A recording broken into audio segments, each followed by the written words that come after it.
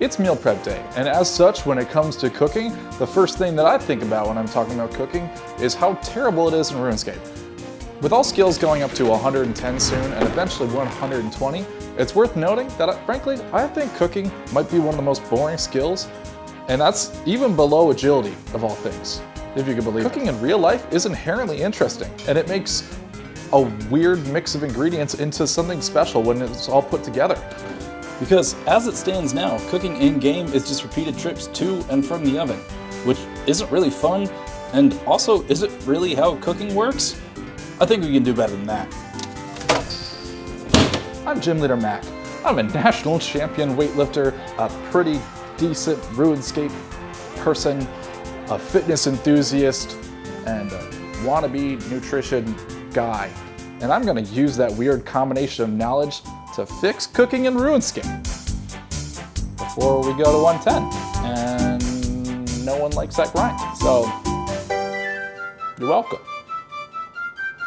Let's go. First point I'd like to make is talking about adherence to actual food prep stations. In meal prep and restaurant service, usually the longest thing is actually prepping the food as it is, which is really time consuming, but in RuneScape can offer you lots of AFK time.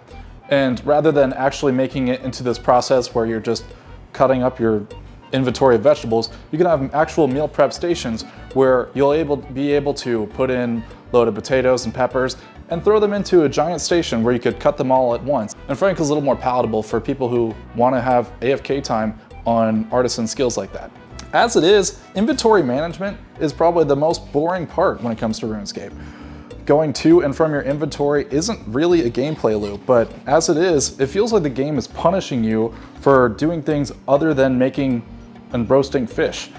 That's not really fun. I mean, I remember the first time that I was making a red berry pie, which was a long time ago, and we don't talk about that, and feeling like I had to do so much work in order to get less of a result than if I just threw some shrimp on a fire and called it a day. It's punishing in the fact that it takes a long time, it doesn't give great XP, and it's not really fun to be putting your pastry dough into a dish and then putting that with some red berries and then throwing it in the oven and then finding out that it burns anyway. It's not fun. Can you tell I'm angry? But look, cooking and frankly, every skill in RuneScape doesn't exist in a vacuum. And I'm sure the idea to some people about doing stuff like this and slicing vegetables, even if it's AFK, is kind of boring. Since we have the invention skill and we already have auto alchemizers and other disassembling stuff, then why can't we use the invention skill to use this process? Kind of like as if you were using a food processor. And it's easy, you don't even have to do it. Frankly, the only reason I'm slicing these vegetables is because I'm making this stupid video right now. I would have thrown everything in the food processor and already had it in my slow cook. Secondly, I feel like there should be a better focus on ingredients. Whenever I'm cooking, I make sure to spice my food, and frankly, unless you're a bodybuilder, so will you. So why doesn't my character care about taste? It's for that reason that I feel like adding spices to your food should give certain benefits, allowing your food to heal more than it normally would, and even giving certain buffs to your character, whether it be through individual levels or even replenishing your adrenaline. And for point number 3, I'm making a chili. As I said before, RuneScape has this problem of cooking everything the exact same way. You're either throwing something in an oven or throwing something on a fire. But using something like a slow cooker or a smoker would allow you to be able to put plenty of ingredients into an oven and let it sit for several hours. In player-owned ports in the Ark, you do have some other options, but really it all kind of boils down to those two things. Which is why I think having things like a slow cooker or a smoker would allow you to be able to cook a lot of ingredients over a long period of time without having to oversee it every 5 seconds. Chilies are protein rich, extremely good for your heart, really hearty, and just generally really great for you. And they're really easy to make. And the cool thing about it is when I close this lid, I don't have to worry about it. I close the lid for 8 hours and have a slow cooked, awesome dish that is great and meets my nutrition goals. As I said before, ingredients should matter when it comes to cooking, and having such nutrient-rich materials should give you certain boosts and health benefits when it comes to late-game PvM. I think foods that you should put into an instrument like this should give you crazy borderline OP benefits.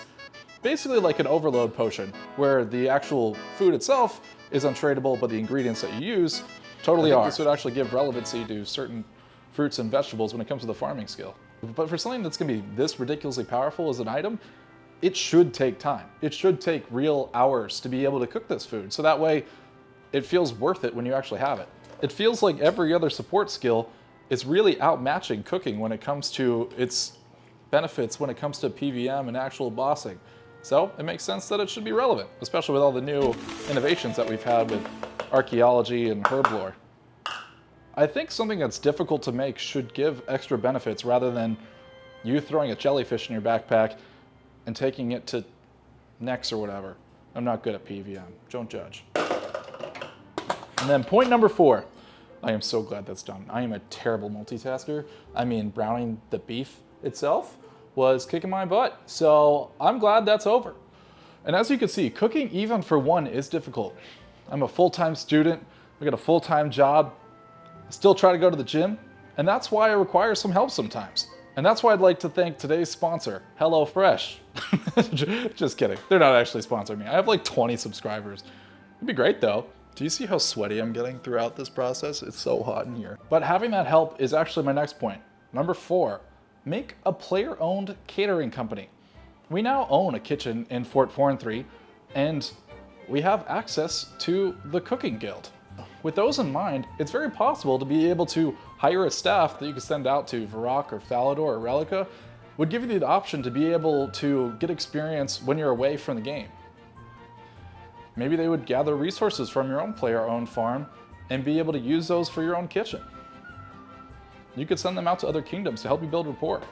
And this could build affinity across other kingdoms. And not just from your player-owned farm. You should be able to get resources from Orthan or even your Forgotten Kingdom from Miscellanea, which everyone forgot about and just makes fun of on Reddit. And by the way, if you like all these tips and you've watched this far, maybe you should consider tipping. Believe it or not, that's my next point. Number 5, tipping, at least in the United States, is huge. And that's why I want to tie that into your player-owned catering company.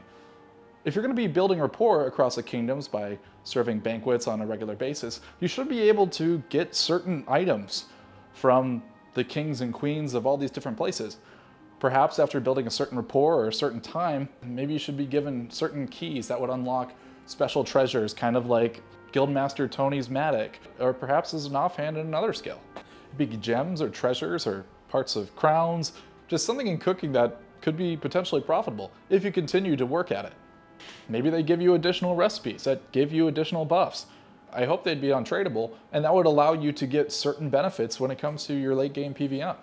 Maybe this could be how you unlock certain cooking methods that would make your catering team stronger and give you additional benefits or increase your RNG of said rewards. With that, I'm done. I'm tired and I still gotta clean up my kitchen. I am not showing you this countertop because it's a mess.